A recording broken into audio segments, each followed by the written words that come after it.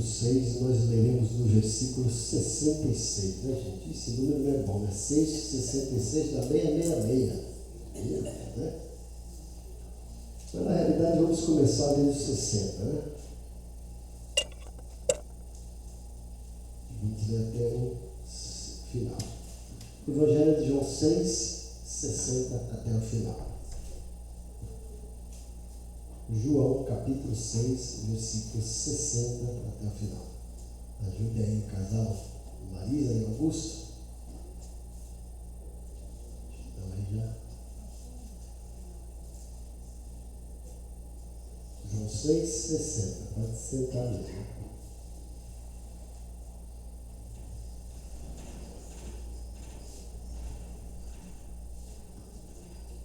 João 6,60. A minha versão é NVI, nova versão internacional. Mas, embora tenham palavras que pareçam diferentes, são sinonímicas, né? E a gente sabe que a linguagem é sempre dinâmica. Vamos lá, João 6,60 diz o seguinte: ao ouvirem isto, muitos dos seus discípulos disseram: dura é esta palavra, quem pode suportá-la?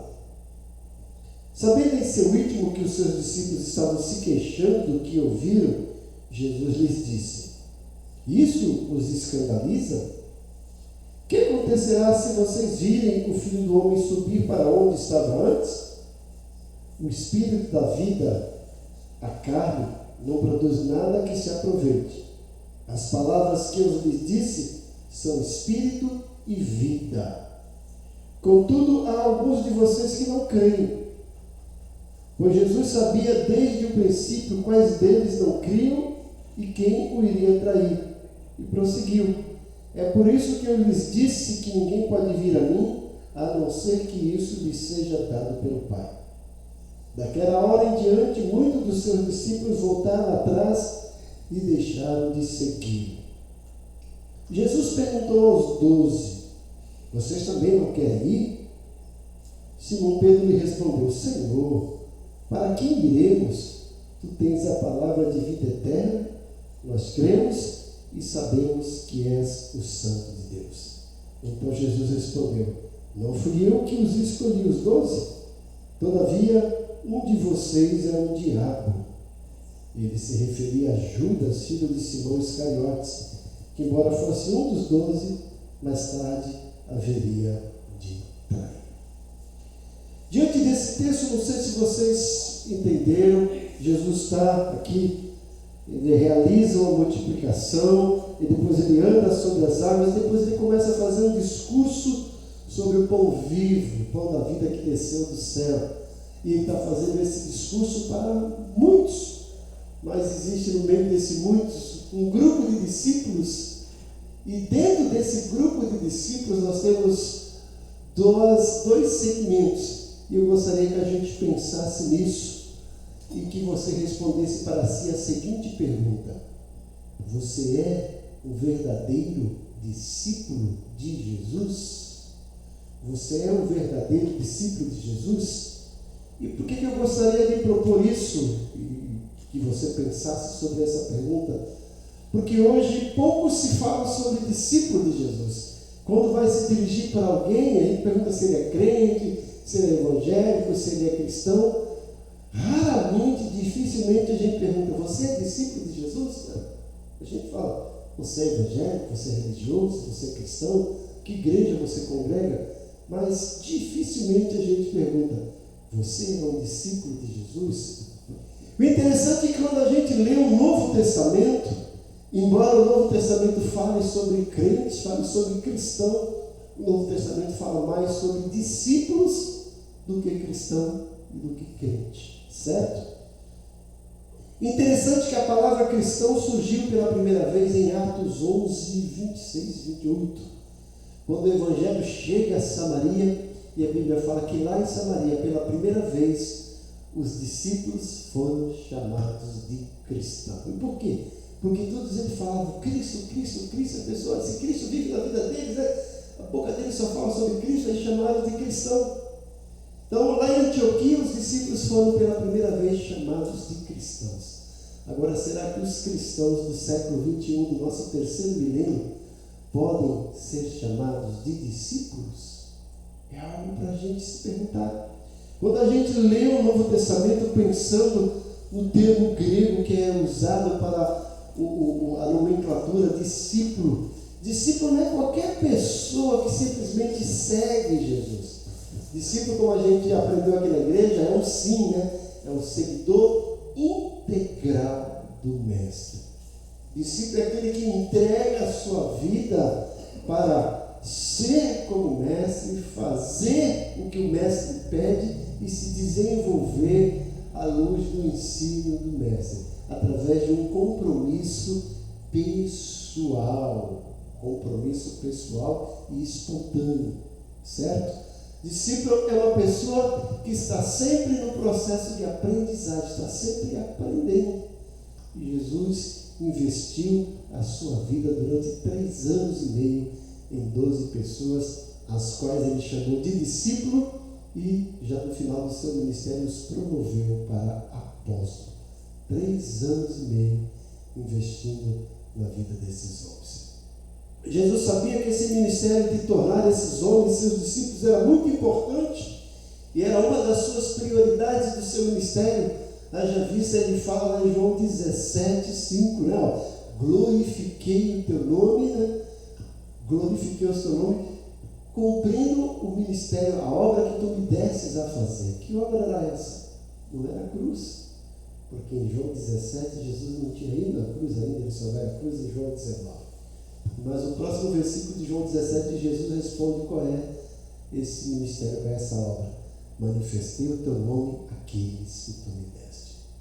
Um dos ministérios principais, primordiais de Jesus era discipular 12 homens para transformá-los em 12 discípulos. E o interessante é que nós estamos vivendo à luz dos acontecimentos mundiais, mas principalmente para Israel, a gente tem que sempre olhar para Israel. Israel é o termômetro do mundo. Israel é o anúncio da volta de Jesus. E tudo isso que está acontecendo está mostrando que Jesus voltará. E ele não vai levar cristãos evangélicos, né? Não vai levar crentes, ele vai levar verdadeiros discípulos, certo? Verdadeiros discípulos. Mas olhando para esse texto, você vai ver que Jesus começa a ouvir isso, muitos dos seus discípulos. Jesus faz aquele sermão para todos e depois há uma manifestação por parte de pessoas que se declaravam, se nomeavam discípulos de Jesus. Mas à luz desse texto, olhando o comportamento deles, cabe essa pergunta para cada um de nós. Você é um verdadeiro discípulo de Jesus? E a gente percebe à luz desse texto que existem discípulos que são discípulos nominais, mas que não seguem a Jesus na prática. É aqueles que se dizem que são discípulos de Jesus só pelo nome, mas às vezes não seguem Jesus. É como a gente parar qualquer pessoa com a sua religião. Eu sou católico. Ele fala, não praticante. Ele é católico, mas não pratica, então como é que ele é? Discípulo, se não for praticante, não é discípulo. Né? Então, nesse texto a gente percebe no versículo 66, no versículo 70 e no versículo 71, que havia um grupo de discípulos que se denominavam discípulos de Jesus, mas que na prática não seguiam Jesus. Né? Então, havia aqueles que não suportavam serem confrontados com a verdade, e que quando a verdade vinha confrontá-los, eles se esvaem, eles abandonam a fé. Está lá no versículo 66, olha lá. Daquela hora em diante, muito do quem? Dos seus discípulos voltaram atrás e deixaram de seguir. Por quê, gente? Se você perceber, eles vão dizer, um pouquinho antes, duro é este discurso, quem os poderá, suportar? Está lá no versículo 60. Ao ouvirem isso, muitos dos seus discípulos disseram, dura é essa palavra, quem pode suportar? existem pessoas que estão na igreja e que se dizem discípulos de Jesus, mas eu digo que são pessoas que são simplesmente meros frequentadores, ou só meros seguidores. Jesus, por onde andava, em Jerusalém, na Judéia, na Galiléia, por onde ele andava, arrastava uma multidão ia atrás dele, mas eram simplesmente meros seguidores, mas não tinham compromisso com ele. Gostavam de Jesus, gostavam de ouvir o que ele ensinava, gostavam dos milagres, mas não tinham um compromisso pessoal com Jesus, não seguiam integralmente, eram apenas discípulos nominais. E no momento em que Jesus dá esse discurso e que eles são confrontados com a verdade, eles falam: olha, duro é esse discurso, quem poderá suportar? E cai fora. Existem muitas pessoas assim na igreja, que vão para a igreja, estão lá e acham que culto poderoso, que acham que a manifestação de Deus é quando surge uma profecia. Olha, esse que eu te digo, você é precioso para Deus, Deus tem uma obra na sua vida. Os discípulos nominais gostam de ouvir isso. Olha, Deus tem algo para você, né? São pessoas que vão para a igreja para receberem mensagem de autoajuda, mas quando vem realmente uma mensagem de ajuda lá do alto, opa, isso não é para mim. São apenas discípulos nominais. Quando a verdade vai lá e fala assim: olha, o que você está fazendo desagrada a Deus, e isso não é da vontade de Deus, olha, você precisa fazer isso, eles caem fora. O verdadeiro discípulo é aquele que, quando ouve uma mensagem sobre pecado, ele se arrepende, ele se converte, ele se conserta. O discípulo nominal, que quando vem uma mensagem que fala sobre pecado, ele foge, ele sai, porque fala: só sabe falar sobre pecado. Eu vim aqui para receber uma mensagem de conforto, eu recebi, foi uma pancada, né? Porque, olha, eu gostaria de um pastor que é apacenta, mas esse pastor só apacenta, não quero. O verdadeiro discípulo não é esse, gente. Mas existem essas pessoas que se dizem discípulos, mas são apenas discípulos nominais, que não suportam ser confrontados com a verdade. E quando a verdade vem, sai da igreja, se afasta da igreja, né? Eu não vou mais na igreja por causa desse pastor, eu não vou nessa igreja por causa desse irmão. E você vai querer ir para o céu? Porque esse irmão vai para o céu, esse pastor vai para o céu. Se você não quer ficar do lado dele, então você também não quer ir para o céu? E aí? É algo para se pensar. Então, no versículo 66, nós vemos que há esses que são confrontados, mas não suportam a verdade. Há também aqueles que permanecem no meio, mas não são de Cristo. Vem no versículo 70 e no versículo 71. Replicou-lhe Jesus: não vos escolhi número de 12? Contudo, um de vós é diabo. Jesus foi duro, chamou um dos discípulos de diabo. Nem falou que estava endemoniado, falou: você é diabo. Referia-se ele a Judas, filho de Simão Iscariotes, porque era quem estava para traí-lo, sendo um dos 12 aí. Judas ali com Jesus, 3 anos e meio, ouvindo a mensagem de Jesus, aprendendo com o melhor mestre, o Filho de Deus, o Deus encarnado. É considerado um dos 12. Jesus orou a noite toda para escolher os 12 e Judas foi escolhido. E Jesus não sabia disso, que ele iria trair? Não sabia. Mas Jesus queria dar uma oportunidade para esse camarada se converter. E quando a gente olha para Judas, a gente só lembra que ele traiu Jesus. Mas ele já tinha uma má índole, gente. Ele era tesoureiro, a Bíblia fala que ele, tirava o dinheiro das ofertas, para o seu próprio proveito. Ele já vinha dando lugar ao diabo. É um camarada ganancioso que só pensava em cifrão, mas não pensava nos crentes. Ele estava pregando não pela cruz, mas pelo cruzeiro, pelo cruzado. Não queria nada com isso. Infelizmente, tem muitas pessoas que estão infiltradas na igreja e que se acham que é crente, como Judas. o que se acha que é um verdadeiro discípulo de Jesus. Olha, eu estou aqui há bastante tempo, né? Eu fundei a igreja, desde que a igreja aqui foi instalada, eu estou aqui, eu não perco um culto, eu estou aí. Mas já pensou se Jesus chegar para você e falar assim, você é um diabo? Acho que você vai querer peitar Jesus, né? Quem é o Senhor para dizer que eu sou diabo, né? Então Jesus disse, olha, vocês estão aqui, eu escolhi 12, mas no meio de vocês existe um que é diabo. Então, são essas pessoas que permanecem no meio, mas verdadeiramente não são Cristo. Ouvem a palavra, né?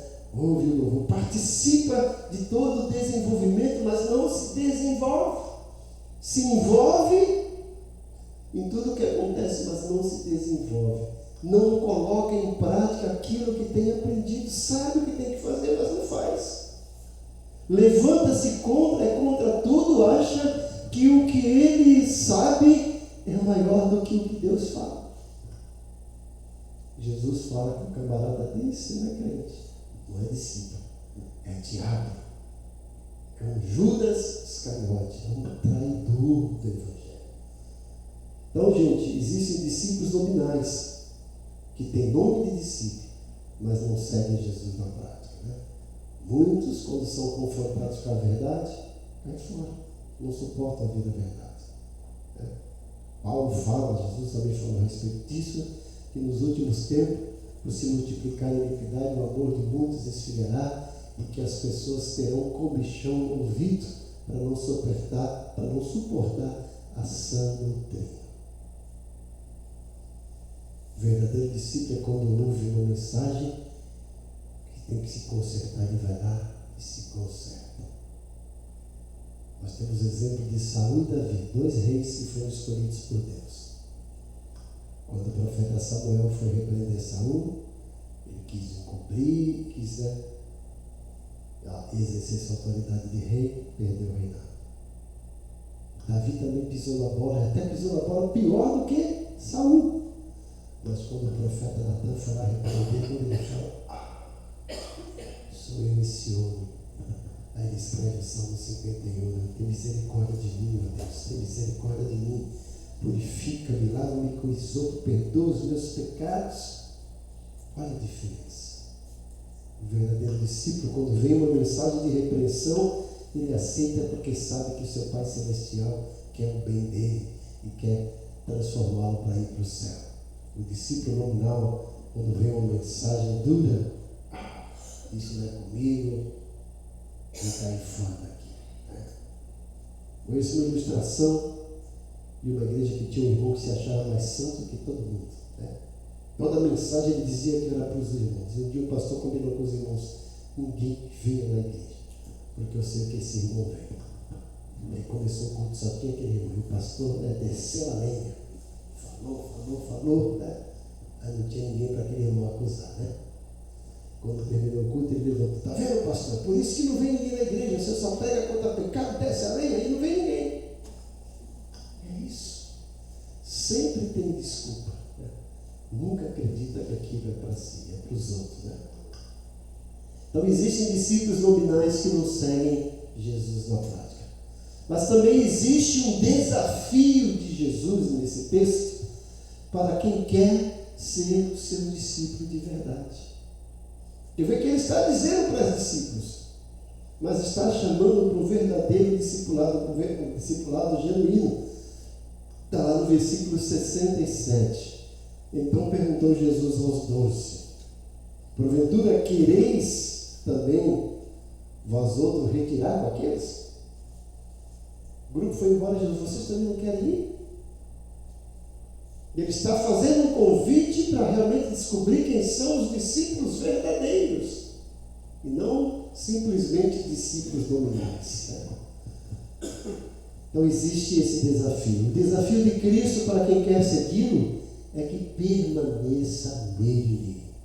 Em João 8,31, Jesus disse aos judeus que haviam crido nele: se vós permanecerdes na minha palavra, sois verdadeiramente meus discípulos. Ele não disse se vocês gostarem de mim, se vocês gostarem de minha palavra, se vocês permanecerem verdadeiramente na minha palavra.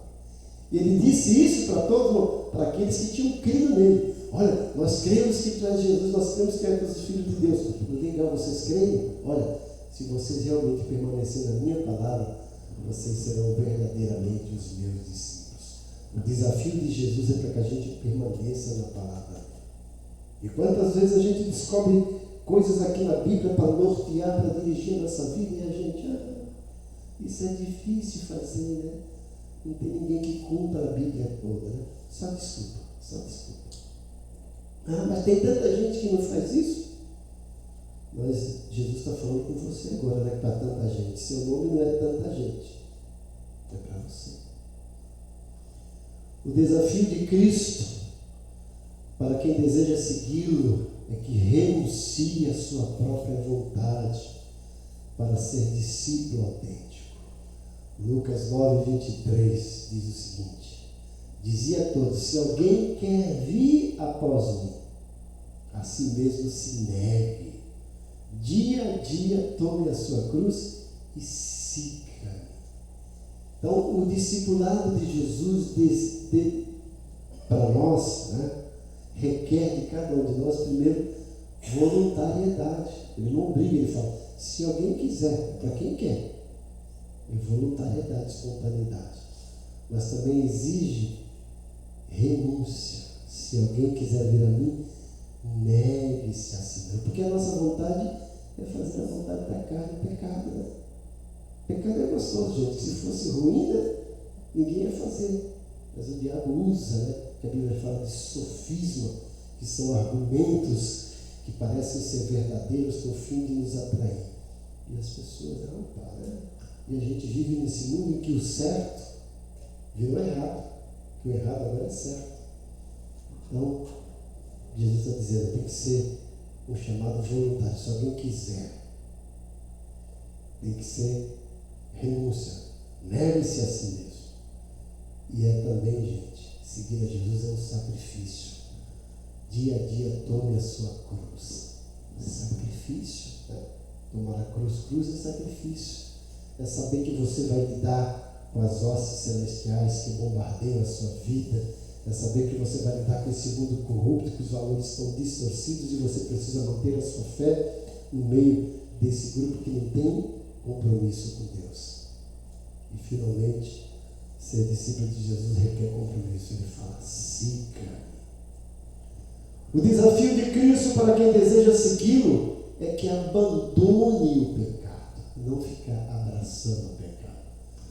Em 1 João capítulo 3, versículo 6 diz o seguinte: todo aquele que permanece nele não vive pecando.